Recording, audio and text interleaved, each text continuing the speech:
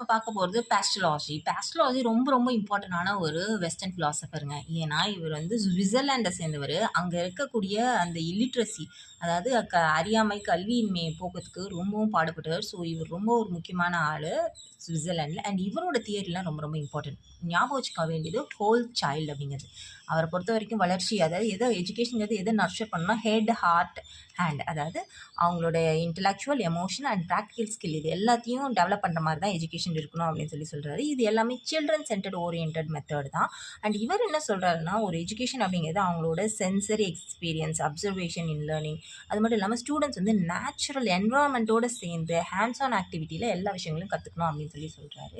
அது மட்டும் இல்லாம ஒரு எஜுகேஷன்ங்கிறது அவங்க என்னன்னா, ஒரு ஸ்டூடெண்ட்ட எமோஷனலி வெல் பீயிங்கா மாத்தி, அது மட்டும் இல்லாம அவங்க பெட்டர்மென்ட் அவங்க வாழ்க்கையில முன்னேறி, இந்த சமுதாயத்துக்கும் முன்னேற்றத்துக்கு அவங்களோட கான்ட்ரிபியூஷன குடுக்கணும்.